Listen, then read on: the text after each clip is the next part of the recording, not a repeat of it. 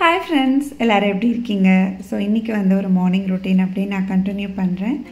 As usual வந்து எப்பயும் போல் ஏர்லியாகவே எழுந்திரிச்சாச்சு. இன்றைக்கி வந்து ரொம்ப ப்ளசண்ட்டாக இருந்தது. இன்றைக்கி எனக்கு நிறைய வேலை இருக்குது. ஸோ இன்றைக்கி வந்து பூஜை வேலை இருக்குது. அதெல்லாம் வந்து நான் பார்க்கணும் அப்படின்னு சொல்லிட்டு ஏர்லியாகவே எழுந்திரிச்சிட்டேன். 5:30க்கெலாம் நான் ரெடியாகவே வந்துட்டேன். ஸோ ஃப்ரெஷ்அப் ஆகிட்டு சுவாமிக்கு விளக்கேற்றிட்டு அதுக்கப்புறமா மற்ற வேலையை ஸ்டார்ட் பண்ணணும். பசங்களுக்கு வந்து ஸ்கூலுக்கு லன்ச் பேக் பண்ணணும். ஸோ அந்த வேலை ஃபஸ்ட்டு இருக்குது. அதுக்குள்ளே கொஞ்சம் பூஜா வேலையெல்லாம் முடிச்சிடலாம் அப்படின்ட்டு. எப்பயுமே எங்கள் அம்மா சொல்லுவாங்க, அதாவது கேஸ் பற்ற வைக்கிறதுக்கு முன்னாடி வாசல் பெருக்கி கோலம் போட்டுடணும் அப்படின்ட்டு. உங்கள் எல்லாருக்குமே தெரியும், நான் சாய்பாபா பூஜை பண்ணிகிட்ருக்கேன். எவ்ரி Thursday பண்ணுறேன். அது வந்து நம்ம 9 வாரம் செய்யலாம், இல்லாட்டி நீங்கள் வாரம் கூட வேண்டிட்டு பண்ணலாம். அது நம்ம இஷ்டம்தான். ஸோ நான் எப்பயும் போல் இன்றைக்கி வந்து பண்ணுறேன். 9th வீக் நம்ம வந்து கம்ப்ளீட் பண்ணும்போது ஒரு 9 புக் வச்சு எல்லாேருக்கும் டிஸ்ட்ரிபியூட் பண்ணலாம். ஸோ அந்த மாதிரி தான் நான் வந்து ரெகுலராக பண்ணிகிட்ருக்கேன். 9 வீக்ஸ் வந்து கம்ப்ளீட்டாக பண்ணும்போது நமக்கு கொஞ்சம் மனசுக்கு திருப்தியாக இருக்கும். மித்துனுக்கு ஸ்கூலுக்கு பார்த்திங்கன்னா இன்றைக்கி தக்காளி சாதமும் சேப்பங்கிழங்கு ஃப்ரையும் பண்ணி கொடுத்துடலான்ட்டு அதுக்கு தான் இப்போ ரெடி பண்ணிகிட்ருக்கேன். உங்கள்கிட்ட ஒரு விஷயம் ஷேர் பண்ணணும் அப்படின்னு எனக்கு தோணுது. எப்பயுமே வந்து நம்ம சேனலில் பார்த்திங்கன்னா நிறைய மெயில்ஸ் வரும், ரிலேட்டடாக கொலாப் விஷயமாக வரும், இல்லாட்டி சப்ஸ்கிரைபர்ஸ் ஏதாவது வந்து மெயில் பண்ணுவாங்க, கமெண்ட் பண்ணுவாங்க. ஸோ எனக்கு வந்து ரொம்ப ஹார்ட் டச்சிங்காக இருந்தது. ஒரு சில மெயில்ஸ்லாம் இருக்குது, நிறையா வந்து நான் பர்சனலாக மெசேஜ் பண்ணியிருக்கேன். அவங்களும் ரிப்ளை பண்ணுவாங்க. நம்ம ஏதாவது ரெசிபீஸ் வந்து நாங்கள் பண்ணோம் அப்படின்னா அதை பண்ணி பார்த்துட்டு ஃபோட்டோஸ் அனுப்புவாங்க, வீடியோஸ் அனுப்புவாங்க. ஸோ அந்த மாதிரி நிறையா வந்து எங்களுக்கு மெசேஜ் நாங்கள் ரிசீவ் பண்ணியிருக்கோம். ஸோ ஒரு 1 வீக்காக பார்த்தீங்க அப்படின்னா ஒரு விஷயம் வந்து எனக்கு மனசில் ஓடிட்டே இருந்தது. ஸோ அது அந்த வீடியோவில் அவங்களோட நான் ஷேர் பண்ணிக்கிறேன். ஒரு சிஸ்டர் வந்து எனக்கு மெயில் பண்ணியிருந்தாங்க. அவங்க பேர் சொல்ல விரும்பலை நான். அவங்களுக்கு வந்து பார்த்திங்கன்னா கல்யாணம் ஆகி எனக்கு 14 வருஷமாச்சு. இப்போ தான் வந்து எனக்கு ரீசெண்டாக குழந்தை பிறந்தது. ரொம்ப நாள் கழித்து தவமிருந்து பிறந்த குழந்தை அப்படின்னு கூட சொல்லலாம் அப்படிங்கிற மாதிரி மெசேஜ் வந்திருந்தது. ஸோ நான் வந்து காலேஜ் முடித்ததுலேருந்தே நான் வந்து ஜாபில் இருந்தேன். ஜாப் போயிட்டு தான் இருந்தேன். இப்போ வந்து மேரேஜ் ஆனதுக்கப்புறமுமே அதை கண்டினியூ பண்ணேன். ஸோ குழந்தை இல்லை அப்படிங்கிறதுனால சரி ஓகே ஜாபாவது போகலாம் அப்படின்னு சொல்லிட்டு கண்டினியூ பண்ணிகிட்டு இருந்தேன். இப்போ வந்து குழந்தை பிறந்தவுடனே எனக்கு ஜாப் போக விருப்பம் இல்லை. ஏன்னா குழந்தையோட ஒரு அந்த க்ரோத்தையும் வந்து நான் ரசித்து பார்க்கணும் அப்படின்னு நான் நினைக்கிறேன். அவளோடையே இருந்து அவள் வளர்கிறது எல்லாமே நான் வந்து பார்க்கணும் அப்படின்னு ஆசைப்பட்றேன் அப்படின்னு எனக்கு மெசேஜ் பண்ணியிருந்தாங்க. ஆனால் அவங்க வீட்டில் வந்து அதை அலோவ் பண்ணல. இல்லை வேலைக்கு போயே ஆகணும் அப்படிங்கிற மாதிரி ஒரு சுச்சுவேஷன் இருக்குது. ஸோ அதை வந்து எப்படி நான் அவங்கள்ட்ட சொல்கிறது அப்படின்னு தெரியல அப்படின்னு எனக்கு சொல்லியிருந்தாங்க. எனக்கு ரொம்ப கஷ்டமாக இருந்தது. ஸோ இப்போவும் இந்த மாதிரி இருக்காங்க அப்படின்ட்டு. இது வந்து ரொம்ப எமோஷ்னலான ஒரு விஷயம் இல்லையா? ஏன்னா ஆஃப்டர் 14 இயர்ஸ்க்கு அப்புறம் ஒரு குழந்தை பிறந்திருக்கு. அந்த குழந்தையோடு இருக்கணும் அப்படின்னு ஆசைப்படுறது நார்மலாக எல்லா அம்மாக்களுக்குமே இருக்கிறது தான்.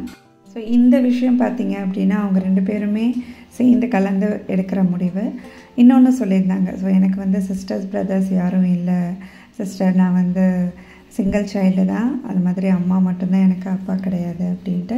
ஸோ ஒரு சிஸ்டராக நினச்சி உங்களோட ஷேர் பண்ணணும்னு நான் நினச்சிக்கிட்டேன் அப்படின்னு எனக்கு அதில் மென்ஷன் பண்ணியிருந்தாங்க. எனக்கு வந்து தோணுச்சு, அதாவது அவங்க ஃபேமிலியில் பார்த்திங்கன்னா இவ்வளோ வருஷமாக அவங்க வேலைக்கு போயிட்டு இருந்திருக்காங்க 2 பேருமே. இப்போ சடனாக ஒரு இன்கம் இல்லாத போது அந்த ஃபினான்ஷியல் வைஸாக ஏதாவது ப்ராப்ளம் வரும் அப்படின்னு கூட அவங்க நினச்சிருக்கலாம். நான் அவங்களுக்கு வந்து ஒரு ஐடியா சொல்லியிருந்தேன். இந்த மாதிரி சிஸ்டர், நீங்கள் ஃபஸ்ட்டு வந்து உங்கள் ஃபேமிலியில் கலந்து பேசுங்க, உங்கள் ஹஸ்பண்டோடு சேர்ந்து பேசி பாருங்கள். ஸோ அந்த ஃபினான்ஷியல் வைஸ் தான் அவங்க யோசிக்கிறாங்க அப்படின்னா ஏதாவது வீட்டில் இருந்தே ஒரு சின்ன பிஸ்னஸ் மாதிரி நீங்கள் பண்ணலாம். அவங்களுக்கு வந்து பேக்கிங் நல்லா தெரியும் அப்படிங்கிற மாதிரி சொல்லியிருந்தாங்க. ஸோ பேக்கிங் அப்படிங்கிற போது நம்ம வீட்டிலேருந்தே கேக் அந்த மாதிரி பேக் பண்ணி கூட சேல் பண்ணலாம். அவங்க வந்து எவ்வளோ ஏர்ன் பண்ணுறாங்க அதெல்லாம் எனக்கு தெரியாது. ஏதோ ஓரளவுக்கு நம்மளை ஃபேமிலியில் சப்போர்ட் பண்ணலாம். ஒரு குழந்தை வளர்கிற வரைக்கும் ஒரு 3 to 4 இயர்ஸ் குழந்தையோட நம்ம டைம் ஸ்பெண்ட் பண்ணிவிட்டு அதுக்கப்புறமா கூட நம்ம வேலைக்கு போகலாம் அப்படிங்கிறத நீங்கள் சொல்லுங்கள் சிஸ்டர் அப்படின்னு நான் சொல்லியிருந்தேன். ஸோ அந்த மாதிரி வந்து அவங்க ஃபேமிலிக்கிட்ட பேசினேன் அப்படின்னு கூட எனக்கு திரும்ப மெசேஜ் பண்ணாங்க. ஸோ பாசிட்டிவான ரிசல்ட்டு தான் வந்து வர மாதிரி இருக்குது. கண்டிப்பாக வந்து அது பாசிட்டிவாக இருந்துச்சுன்னா நான் உங்களோட ஷேர் பண்ணிக்கிறேன் அப்படின்னு எனக்கு திரும்ப ரிப்ளை பண்ணாங்க. எனக்கு ரொம்ப ரொம்ப சந்தோஷமாக இருந்தது. ஸோ இந்த மாதிரி ஒரு விஷயம்லாம் வந்து எனக்கு ரொம்ப எமோஷ்னலாக நான் ஃபீல் பண்ணேன். அதுதான் வந்து நான் உங்களோட ஷேர் பண்ணிக்கிட்டேன். ஸோ இதை பற்றி உங்களோட கருத்து என்ன அப்படிங்கிறத எனக்கு கீழே கமெண்ட்ஸில் சொல்லுங்கள். நான் சொன்னது கரெக்டு தானா, இல்லாட்டி நீங்கள் ஏதாவது வந்து உங்களுக்கு ஏதாவது ஒரு ஆப்ஷன் இருந்தது, இந்த மாதிரி பண்ணலாம், இந்த மாதிரி செய்யலாம் அப்படின்னு உங்களுக்கு தெரிஞ்சதுன்னா சொல்லுங்கள். ஸோ வேலைக்கு போகிறது அப்படிங்கிறது ஒரு சைட் ஆஃப் உமன்ஸ்க்கு வந்து பிடிக்கும். ஒரு பக்கம் பார்த்திங்கன்னா வேலைக்கு போகாமல் வீட்டிலே இருந்தால் நல்லாயிருக்கும் அப்படின்னும் தோணும். சில பேருக்கு வந்து ஏதாவது பிஸ்னஸ் பண்ணால் நல்லாயிருக்கும் அப்படின்னு. இப்போ வந்து எல்லாருமே வந்து பார்த்திங்கன்னா ஒரு சின்ன பிஸ்னஸ் அதை வந்து உருவாக்கி அதை சூப்பராகவே ரன் பண்ணிகிட்ருக்காங்க. நிறைய யூடியூபர்ஸ் வந்து பண்ணுறாங்க. அதெல்லாம் பார்க்கும்போது ரொம்ப ஹாப்பியாக இருக்குது. எனக்குமே தோணும் சார் நம்ம ஏதாவது செய்யலாம் அப்படின்ட்டு. ஆக்சுவலாக பார்த்திங்கன்னா நமக்கு இப்போதைக்கு டைம் இல்லை, ஆனால் ஃப்யூச்சரில் என்னால் கண்டிப்பாக நான் பண்ணணும் அப்படின்னு நினச்சிட்ருக்கேன். நான் உங்கள்கிட்ட சொல்லியிருந்தேன். நான் என்ன நினச்சேனோ, ஸோ ஒரு நார்மலாக ஒரு பொண்ணு எப்படி யோசிப்பாலோ அதை தான் நான் உங்கள்கிட்டையும் சொல்லியிருந்தேன். ஸோ இப்போ இருக்கிறவங்க எல்லாருமே பார்த்திங்கன்னா ஏதாவது ஒன்று சாதிக்கணும், எந்த லைன்லேயாவது நம்ம வந்து ஏதாவது அச்சீவ் பண்ணணும் அப்படிங்கிறது தான் நம்ம நினைக்கிறோம். யாருமே வந்து ஐடலாக இருக்கிறத வந்து ரொம்ப விரும்ப மாட்டாங்க. அவங்களுக்கான டைம் வரும்போது கண்டிப்பாக வந்து அதை அவங்க யூஸ்ஃபுல்லாக மாற்றிக்கணும் அப்படின்னு தான் நினைப்பாங்க. ஸோ வீட்டில் குழந்தை இருக்கிறதுனால, இல்லை சின்ன குழந்தை இருக்கும்போது நம்மளை அதை விட்டுட்டு வேலைக்கு போகிறது அப்படிங்கிறது கஷ்டம். இல்லை நமக்கு வந்து ஒரு ஆள் வேணும் நல்லா பார்த்துக்கிற மாதிரி. ஸோ அந்த மாதிரி இல்லாததுனால தான் நிறைய உமன்ஸ் வந்து வேலைக்கு போக முடியாமல் வீட்லேயே ஏதாவது ஒன்று பண்ணணும் அப்படின்னு நினச்சிட்ருக்காங்க. இந்த விஷயத்தை பற்றி பேசியே ஆகணும் அப்படின்னு சொல்லிட்டு இந்த வீடியோவில் ஸ்டார்டிங்லேருந்தே பேச ஆரம்பிச்சிட்டேன். இந்த ரெசிபியோட இன்க்ரீடியன்ட்ஸ் பார்த்திங்கன்னா ரொம்ப லிமிட்டட் தான். பட்டை, சோம்பு, இஞ்சி பூண்டு விழுது, அப்புறம் பிரிஞ்சி இலை இதெல்லாம் அரைச்சி போட்டு நார்மலாக நம்ம இந்த மசால் பொடியெல்லாம் போட்டு பண்ணுற தொக்கு தான். இதுக்கு வந்து இந்த மாதிரி ஃப்ரை பண்ணிங்க அப்படின்னா ரொம்ப டேஸ்ட்டாக இருக்கும் சேப்பங்கிழங்கு. டெய்லியுமே வந்து கீரை மேக்ஸிமம் பண்ணிவிடுவேன். என்றைக்காவது ஆய முடியல அப்படின்னா பண்ண மாட்டேன். இப்போ ஒரு கட்டு கீரை வந்து வாங்கினேன் அப்படின்னா கொஞ்சம் கொஞ்சமாக பண்ணுவேன். நிறைய பேர் யாராவது கெஸ்ட்டு வராங்கன்னா மொத்தமாக பண்ணிவிடுவேன். கீரை வந்து டெய்லியுமே சேர்த்துக்கிட்டா ரொம்ப நல்லது தாங்க. ஆனால் சில பேருக்கு டெய்லி கீரை சாப்பிட பிடிக்காது. அதாவது மித்துன் குட்டி சாப்பிடவே மாட்டான். அதனால் காலையில் கொஞ்சமாக வந்து அவனுக்கு தோசைக்கோ இதுக்கோ அப்படியே தொட்டு ஊட்டி விட்டுருவேன். இப்போ அந்த தொக்கு வந்து சூப்பராக ரெடி ஆகிடுச்சு. அந்த சாதத்தை போட்டு அப்படியே மிக்ஸ் பண்ணி சாப்பிடும்போது ரொம்ப டேஸ்ட்டாக இருக்குங்க. இதில் வந்து நான் கொஞ்சம் நெய் கூட விடுவேன். வாசனைக்கு வந்து கொஞ்சம் பச்சை மிளகா சேர்த்துருக்கேன். காரப்பொடியே சேர்க்காமல் பச்சை மிளகா போட்டு வதக்குனீங்க அப்படின்னா ரொம்ப டேஸ்ட்டாக இருக்கும். கண்டிப்பாக இந்த ரெசிபி ட்ரை பண்ணி பாருங்கள். ஏன்னா நான் போட்ட இன்க்ரீடியன்ட்ஸ் உங்களுக்கு பார்க்கும்போதே தெரிஞ்சிருக்கும். சிம்பிளான ஒரு இன்க்ரீடியன்ட்ஸ் தான். அதனால் நம்ம வீட்டில் இருக்கிற பொருளை வச்சு ஈஸியாக செஞ்சிடலாம்.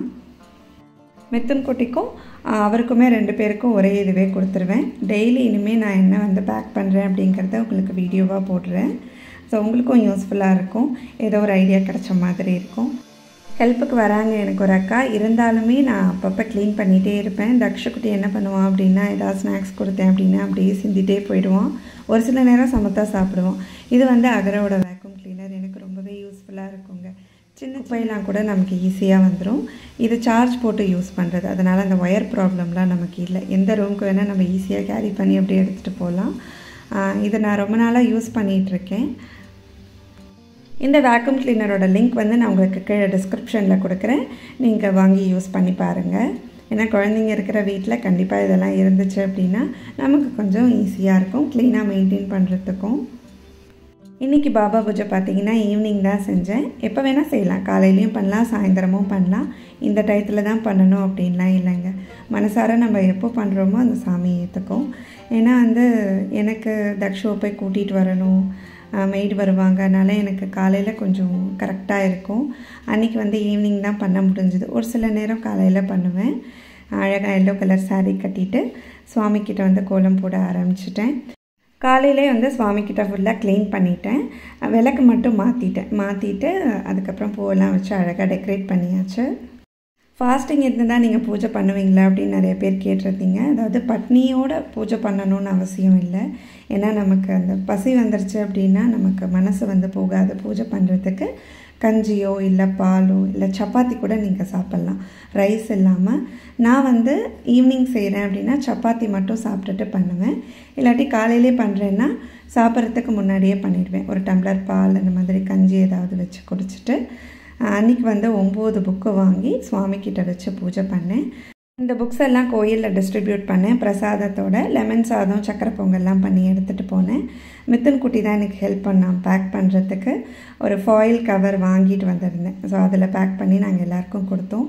ரொம்ப திருப்தியாக இருந்தது மனசுக்கு. இந்த vlog உங்களுக்கு பிடிச்சிருந்தா எங்கள் சேனலை லைக் பண்ணி சப்ஸ்கிரைப் பண்ணுங்கள். தேங்க்யூ ஃப்ரெண்ட்ஸ், பாய்.